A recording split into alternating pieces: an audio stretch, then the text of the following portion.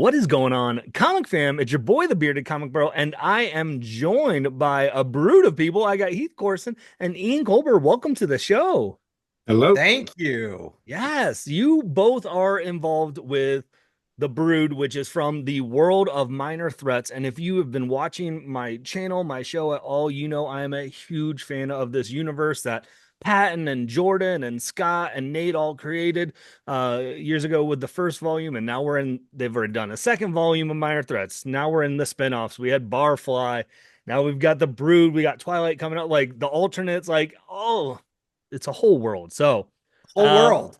it's fantastic. I love it. So how did you both kind of get into comic book creating first and foremost, and then we'll kind of dive deep into the world of minor threats and the Brood. Oh my gosh. Well, Greg, first of all, thank you for having us. Yeah. This is Heath. I came in through a very odd sideway. My first connection to it was I was doing theater in Chicago.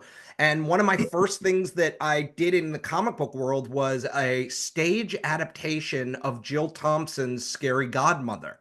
And I contacted Jill, who happened to be local at the time, and we did a stage version of her comic. And she actually did the adaptation with me and designed the entire show so it looked like you were stepping into her book. And Mm. that was my first sort of contact with the comic book world. And I was a huge fan.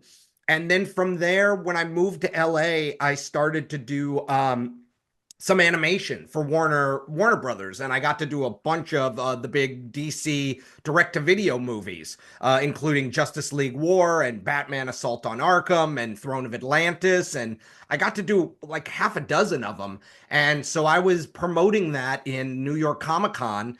And I started talking to some of the DC editors, and I was like, "Hey, I get to do this. Can I do a comic?" And they were like, "Absolutely not." And so I had to pitch them a bunch of ideas, and then I eventually pitched them a Bizarro miniseries. And the idea was basically planes, trains, and automobiles with Bizarro and Jimmy Olsen. And they were like, "That's hilarious." So I got to do that, and that was my first opportunity in comics. That's fantastic. That's so good. What about you, Ian? Similarly, I came from film and TV, so I came at it from, I mean, this is quarter of a century ago now. Oh my God.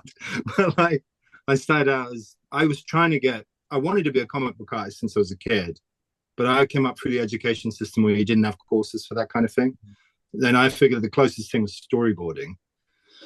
And so I ended up on an animation course, and then that got me a job in film and TV. I was an animation director for a while, and then I got into TV development, and I was literally writing TV shows that were there to actually get funding. So I was literally, you couldn't get out of development hell where I was because that's basically what my job was. And I can remember getting just in a rut doing that at one point. And I sat down one weekend. I got a bunch of A4 sheets of paper, like copy paper here, and sat down and I drew like a stream of consciousness comic. It was literally 36 pages. I did it over 12 hours. It was 4 panels a page, a very quick, simple thing that I put together.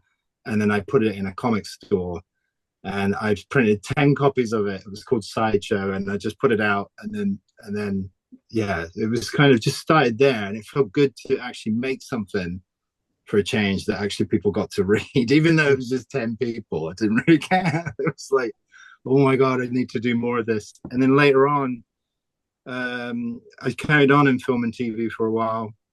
I was doing development stuff for Aardman and the BBC and people like that. And so that kept me going. And that was a great job. And a lot of the times it was really well paid. And then when my eldest son was born, I suddenly decided to switch careers. And I just went, I've got to do this comic book thing. And I did. And I landed on my feet. So started off at Dark Horse with the New Recruits program. Then started working for Self-Made Hero, doing adaptations. Picture of Dorian Gray was the first graphic novel I did. The very first proper comics work I did was that book. And it was 120 pages. So I went straight in on that. And then did a bunch of Lovecraft adaptations on my own. So I went back to writing again, which I hadn't done for a while. And so I sort of that's why I do a bit of both. And then and then here I am. I kind of, doing bits. I've done work with Dan Abnett, teamed up with him for Vertigo, and we've done loads of work with Dan Abnett on. We do a series called Brink for 2000 AD. So now I'm in 2000 AD, despite, when my eldest son was born, that was one of my first rejection letters, was from 2000 AD. And I can remember the day that I got it. I was so loved up because my son had just been born. I was like, oh, that's beautiful. Rejection letter. I was reading it going, that's lovely. But it didn't put me off. I just kept trying. And now I'm there. I'm a regular. So, yeah, it's really, and so, yeah, it's kind of over that 25 years has gone now. And it's like, yeah, still doing it. Still getting to wake up on Monday morning and draw comics. It's the way I look at it. It's just, that's a great way to look at it. Yeah. So how did you both get involved in Minor Threats and getting the opportunity to create the Brood? Well, that's Heath's fault. Heath, it's your fault. It is my fault. I met Jordan because we were mutual friends on Twitter, and I had just had a project die at Warner Animation, and my exec was telling me about another project that died, and I was like, I gotta hear about that project. And they were like, oh, well, it was Jordan Bloom and Patton Oswalt. Do you know them? And I was like, I don't. But then I realized Jordan and I follow each other on Twitter. So I reached out to him and I wrote him and I was like, dude, I just heard about this thing. You and I have to have coffee. And like, it was a shot in the dark. And then 24 hours went by. And I thought, oh, it's going to be one of those things where you reached out and they didn't respond. And then Jordan wrote me back and was like, I would love to sit and talk and have a coffee, but I'm on the west side of LA. And I was like, I'm on the west side. And so we end up being like 5 blocks, living 5 blocks away from each other. So we went and got coffee and we really connected and talked about comics and writing for about 2 hours. And then he was like, Jordan, Patton and I do this Minor Threats series. If you have anything that could fit in, and I think this was like a couple more times we'd met. He's like, if you have something that could fit in this sort of universe, we do 4 issues and we're looking for mini series to sort of spin off that are unique takes on the world of superheroes. And I said, oh, I have this comic series that I've been trying to get off the ground and nobody wanted it. And I originally started it as a novel when I had terrible writer's block. And so I started working on the characters and I wrote probably about 30,000 words in this universe. And I gave him the pages and he was like, not the book, but I gave him pages on the pitch. And he was like, this is really good. And he gave it to Patton and everyone really responded to it. And once we got greenlit, I got Ian, and that sort of really helped the whole thing take off. And Ian and I worked on designs and talked about the world. And I'm sure you'll get to it, but because this takes place in a new city. We're not in Twilight City. We're in Meteor Falls, which is a whole city that takes place inside an impact crater of a meteor. And one of the first things Ian sent me was an entire layout of the entire city, because he's like, I got to know what I'm drawing out the window. So Ian laid out a 3D model of the entire city. And then we named all the areas together. And I was just so incredibly impressed by that. What was the drive then to do that, Ian? I always have to, when I'm doing stuff, I don't know. It's just I use a lot of theatrical blocking and stuff that I do when I'm telling the story, the visual side of the storytelling. So I kind of need to know where the exits are and the toilets. So on everything, it's just a mental thing I've got that, like, I need to know where these things are. And so I kind of plan everything out that way. That probably comes from working in film and TV. And so I have to kind of have it like a realized place in my head, even though nobody else probably needs that information. It's just for me really to kind of get a grasp of what it is. But it was like I built like I did a 3D impression of like the actual punch bowl, so the impact thing. So I looked at all things like certain craters and what they actually do, and it all worked out. So this would be where the streets are, and that's how I kind of built it in the head. But it's just so that I know that, like, so when you're looking at certain shots, there's a view of that part of town, and then there's this part of town, and I just needed to have that sort of, it's like an internal sort of map in my head of what's going on. Yeah. So yeah, it just fleshes it out for more for me. It was such a Yeah, great thing because he said, well, who lives in which area? And even though I had an understanding of it in yeah, my head, to really pull me out of all of everything else and start thinking about the brick and mortar of the city yeah, and who's where, I was like, this is so cool. And then we started riffing and coming up with crazy yeah, names, and we just had a great time. That yeah, that's such a that attention to detail is fascinating to me, and that's what I love about like doing these interviews and getting the to see kind of the behind the scenes of like something that I never would have thought about, of like needing to know like, oh, if a city's building this kind of crater of a meteor, what would it look like and where would people be, and yeah. then like that's tells you the level of passion that you all have for what you're creating, and that's so cool. When you mentioned the names and things like this and creating the different characters, that was one of the things that when I was had Patton and Jordan on the show talking about of that they love doing is just like these over the top. They're like, oh, we got lists and lists of characters and names for days. What was it like for you of like getting the chance to create supervillains that aren't supervillains that we've known before, but coming up with costume designs and Oh my, different yeah. backstories? Like, how was that? Just what was that process like for you both? Well, before Ian jumps in, I'm going to interrupt him for one second Yeah, because I know what he's going to talk about. I yeah. saddled poor Ian with a splash page in issue 3 of Napoleon Archimedes' version of the Legion of Doom, which he had to design about a dozen supervillains from Yeah, scratch. And I gave them the yeah, names and like the powers and my take on like what this would be. And he literally had to do designs for one page, for a splash yeah. page, which is maybe my favorite page. I'm a huge Lex Luthor fan, so for me to be able to put together my own version of the Legion of Doom was so exciting, but I did saddle him with a dozen brand new characters for one shot.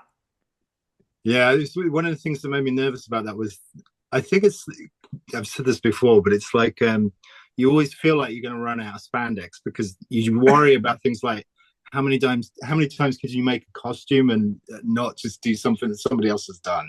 Because there's so many superheroes, but it's like, so I'm sitting there thinking, I had to look at Scott's work in the original Minor Threats series. Mm-hmm. And just the amazing level of like, he just goes off on tangents. They're sort of like thought processes that I was trying to just figure out. Okay, how is he doing this? Because there's a lot of them. Like there are hundreds in his stuff, and I figured, especially things like Barfly, they're quite literal, and so that's all I needed to take from what he was doing. Not necessarily that that's all he's doing. That's not all he's doing, but I thought, yeah, I'll run with literal, and I'll take that for what I'm actually doing. But there was a little bit like there was a lot of flexibility with it as well. I can remember when we fleshed out Grendel, one of them a bit more in a different direction. But Yep. yeah, it was kind of it was good fun to do. I quite like that process, And then the scissor guy who's basically, so obviously his costume's all cut up and little things like that. But I quite like that part of the process. It's kind of like once you just stop worrying about it and just do it, it's a lot more liberating. You have to kind of ease up on it. But yeah, it's quite a daunting task. It's funny as well because in the Midnight Brigade, so of course there's 12 of them. Right. Like, yeah, okay. Is there any way that half of them could have not shown up? And I was like, well, when Napoleon Archimedes says there's a meeting, everybody shows up. Yeah. And then Heath, for you, were you just like writing a list of all of these and going, "Oh, Ian's gonna kill me"?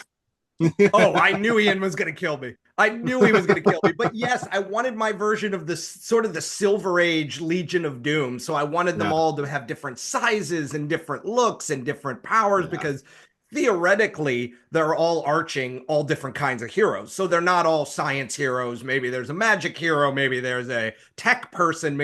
So I wanted it to have that sort of look where you sort of got it. And what's fun about the world of Minor Threats is it feels like it builds on all of our collective imagination, having read all these books for so long. So you don't have to belabor the point and really dig into this kind of stuff. You could just sort of nod to that and people go, oh, I know what you're doing. Okay, cool. Now we can tell the story that we want to tell, So we could say, listen, everybody knows Lex Luthor and Brainiac, but what if they're actually really best friends who age together? Like, that's an interesting thing that I haven't seen explored. So now it's not, oh, I'm dealing with the history of Lex Luthor and Brainiac. Now I'm dealing with two older guys who have grown up together, right? And now are discussing where they are in life as old men. And that's kind of interesting. Yep. It almost feels like the world is, we already know the world of minor threats, even though we haven't been exposed to it. And so it allows you to advance the storytelling a little bit, maybe faster in some areas than you need. Cause you can, like, if you've read superhero comics, like, okay, I get this beat, but we're looking at it from a different lens, which I think is a highlight of what the universe that y'all are working on and created is. I agree. It gives it that lived-in feel that really is spectacular, and it feels familiar, even though we're telling a new kind of story. Yep. And speaking of new kind of story, I realize we've been talking for a good amount of time, and we really haven't even talked about what the Brood is. We've just been setting up the universe. So welcome to my show. So if people haven't gotten a chance to read issue 1 yet, first, stop what you're doing. Go read issue 1. It's so good. And if you haven't read Minor Threats, catch up. But you can hop in on the Brood if you haven't read any of the Minor Threats world. So what is this, and where did this kind of story and idea originate from?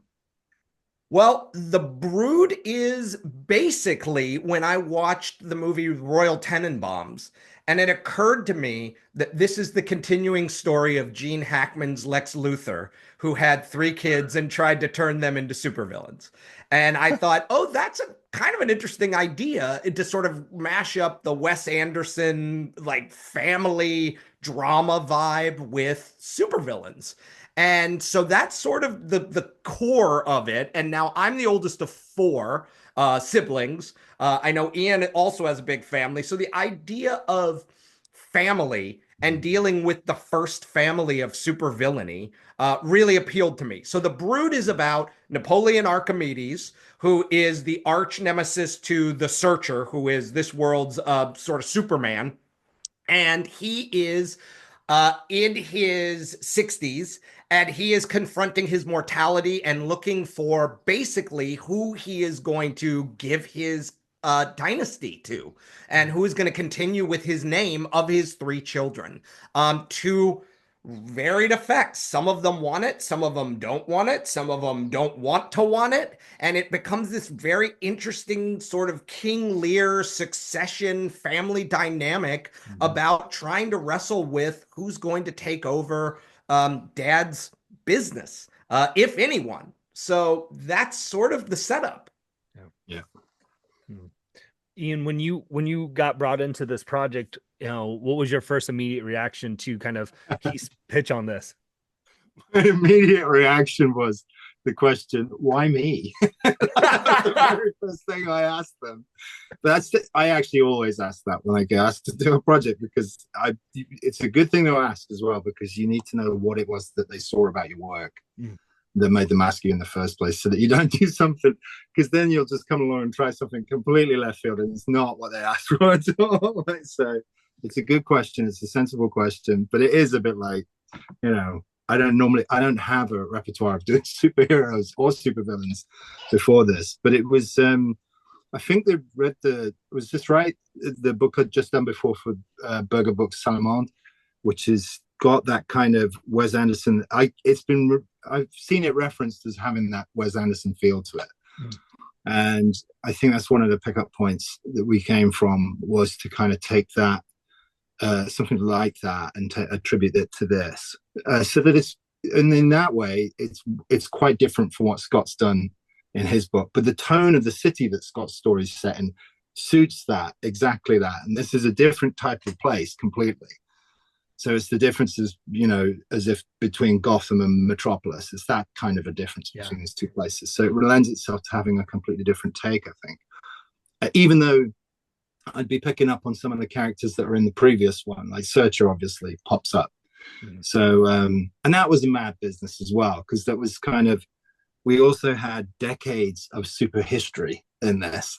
And so you've got them in different costumes over the years, but I was free to actually make up whatever I wanted there, because of the amount of costume changes you get anyway with characters. You can literally stick in a whole lot of obscure ones. So I took that as sort of carte blanche to be able to do that. And yeah, so my initial reaction was, why me? And it really is this amazing acting and family relationships that Ian brings to it, which is so good because in the end, this is a family drama book that Yeah. happens to be about supervillains. And so, Yeah. yes, they're having uh, a midnight meeting on the rooftops in the shadows, but they're fighting about who's the last one to call mom, Yeah. and how many times did you talk to mom today? Oh And yeah. all the things that siblings and family talk about and argue about. And so we wanted to do all the things, but we wanted to do it through our different lens. So it's like that time Yeah. where you go shopping with your mom, but when you go shopping with Contessa, you're going into the desert to a secret place to buy um, weapons from an ant-headed saleswoman who has already put your prescription in all the scopes for you to try all the guns. So we were like, this is just like shopping with your mom, only completely different in the supervillain realm. That's the thing I really loved about it immediately. I got it once I'd seen, because I saw the outline initially for the whole thing, and the focus on family. And it Yeah. was the first and foremost, it was this, they just happened to be supervillains. It's more like how it read to me when I read it. And I love that about it. That's just one of the things I really enjoyed about the scripts when they came in, Yeah. was just how it picks up on that. There's also an element of, there's a story element, there's a kind of Rashomon effect when it talks. So we talked a lot about how memories work and how we all remember things differently, and I was able to explore that as well in the book. But yeah, all of that kind of thing where it touches on proper stuff to do with actual conversations when they're sitting there eating donuts together, and and it's just a brother and sister, or even just things like annoying each other, two brothers annoying each other and flipping coins at his head across the room, all that kind of stuff. Yeah, I love that kind of thing. So it's good fun. It was a lot of fun. It's those I mean, the aspect moments. of it being super villains, Yeah. that almost became, I mean, it really became secondary Yeah. in the way that I addressed it. But I always like it if it's something that comes up and it's like, well, I've never done this before, so this is going to be interesting. If it's not a challenge, it's going to be boring, So it's good. It's such a good fun job to do, Yeah. I always panic thinking, oh my God, loads of superhero costumes. But it's totally fine. It is doable. Yeah. Yeah, it's those little moments that you like, if you grow up with a family, you're like, oh, I get it. Like in that first issue, like you said, the flicking of the coin, and he's just like, Yeah. the little brother's just like annoying older sibling. And and in that moment as a younger brother, I was like, guy's a jerk. Like, Dude, Yeah. I just want to I'm being serious here. Like, listen to me. I'm doing the scary voice and everything. And it's like, oh, shut up. I know who you are. Yeah, I like that when he clenches. He just like lets go with the hand. He just like tightens up. But it's like, that's the thing, is when I approach scripts as well, and it doesn't matter whether it's this or anything, I always come at it, I read it as if I was an actor reading a part. And then when I draw the book, I always draw them, I basically approach it and I draw one character at a time. So I'll stay as Agatha for the morning, and then I'll switch to, Spook Show in the afternoon or something like that. But I basically will follow through the scene as if I'm reading their emotions, so that if there's a remnant of a thought on the expression of the face in the next panel, I can remember it because I've just been doing the dialogue from the previous one and things like that. So I quite like doing all the acting stuff. I mean, the rule is if there's no action, it's acting.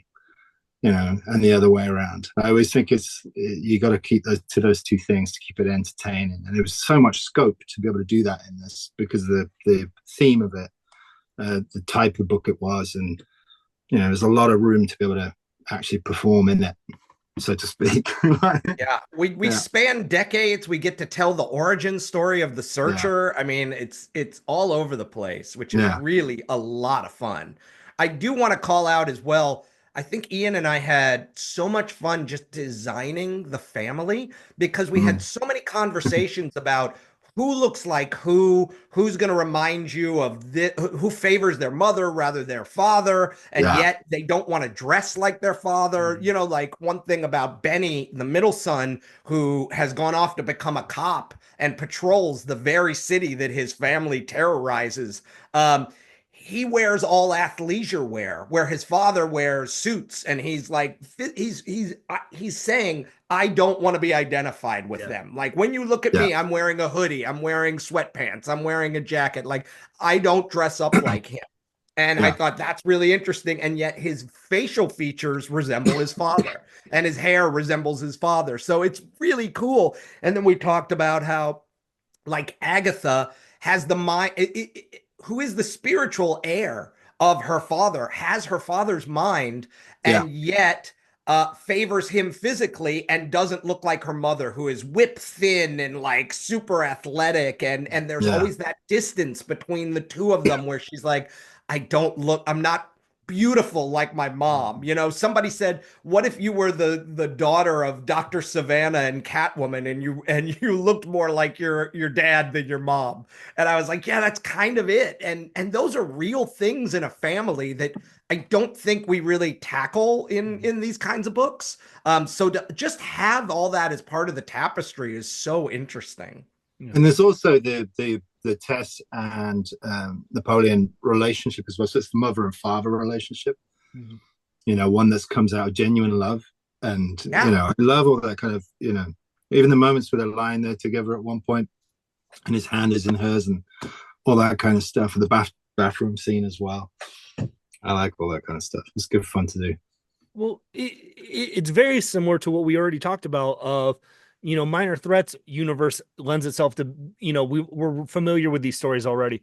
Well, same thing with family dynamics, right? There's those moments of, like you said, the mother-daughter relationship of not Yeah. living up to mother's expectations, or the sibling rivalry, or the not wanting to be like your father, or whatever, you know, and then but realizing that there are parts of you that are like your father and things like this, and that you can't separate like, I think that also is something that you can fast forward through the storytelling a little bit as well, because a lot of us, like we resonate with some aspect of that in some little varying degrees.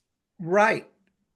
I think that was what was so fun about the storytelling, is we know we can lean into that and get to play it in through this filter of superheroes and supervillains. And like, not only it feels bigger, it feels, you know, uh-oh, now what? Like, yeah, we've all felt that. Like, how strong do you have to be to look your father in the eye and say, I don't want to go into the family business? That's really hard.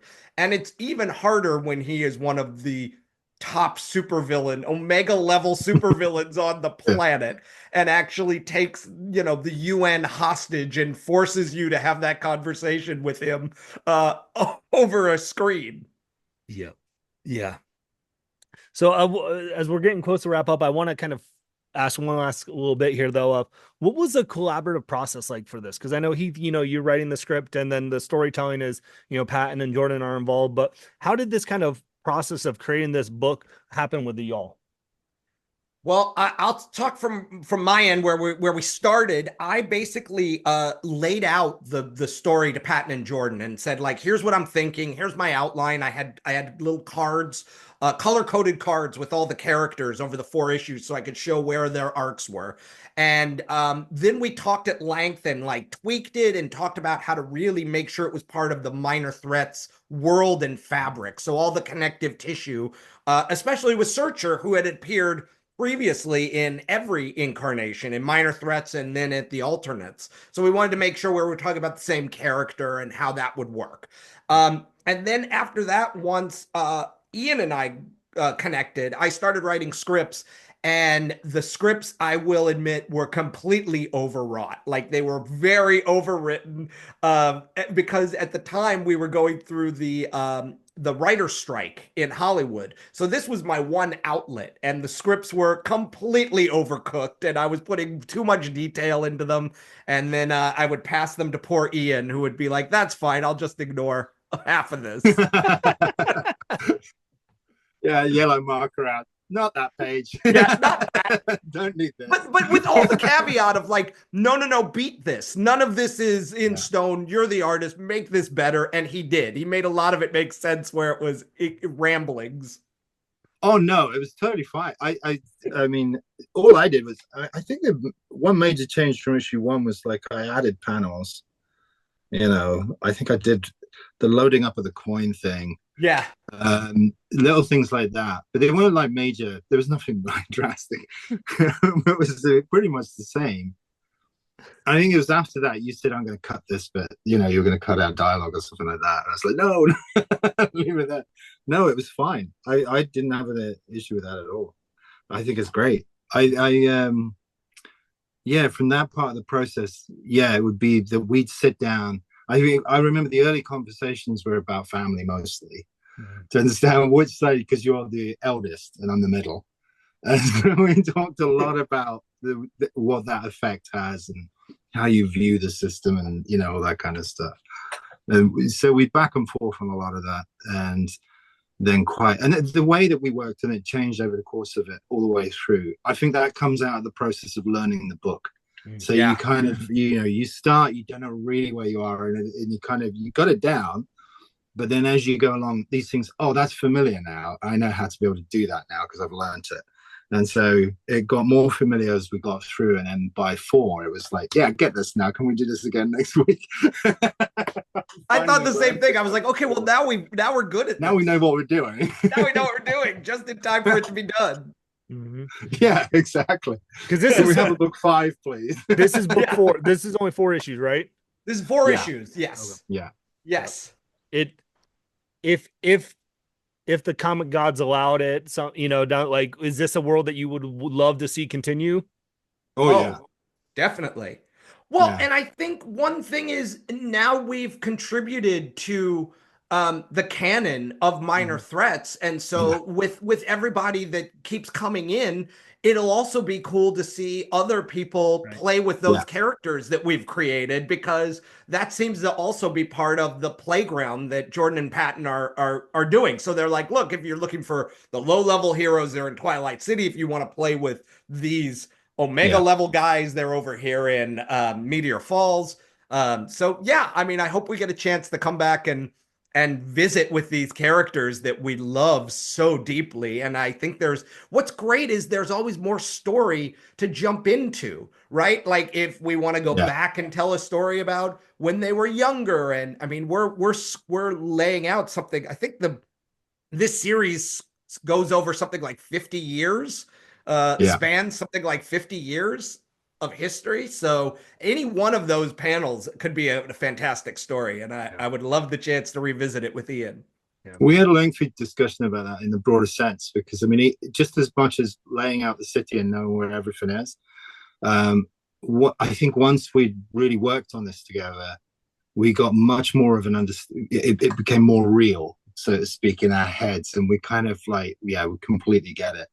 So it's like, because those are the things that they percolate and realize as you're doing it as part of the process. But yeah, it is something where we know exactly what this would mean, what this would do, and where you would go with this person 100%. Like, we had a chat about it straight afterwards and just talking about like, what would you do with this and what would you do with that? And it's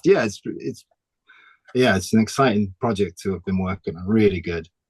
And that's what I can't say anymore. I'm very conscious of saying something that's very spoilery. So I'm like, my mouth shut because I've come close twice now. I've had to do that sometimes too. So that's one of the things I do love about this universe, though, right? Because, you know, Barfly literally was a background character in the first volume of Minor Threats, and so now that I'm aware of that, like it changes how I read the books too, because I'm like, I'm looking at every panel closer and I'm going, all right, what's a Barfly here? Who's Barfly in the Brood? Who's, you know, who is it here in the alternates? Like it's so fun that way. Are we officially calling it the MTU? yeah, the MTU, right? I mean, if we aren't, we are now. So, That is I mean, copywritten. I want to do a Midnight Brigade issue. I just want to see like how you would run that business. That always made me so crazy. Is like Lex Luthor is sitting there at a table with, and he puts Bizarro next to the Riddler, and I was like, just to be a jerk, because who would be the worst person to sit the Riddler next to? And he's just like, this fucking guy. Come on, man. So good, so good. Well, I want to respect both your times.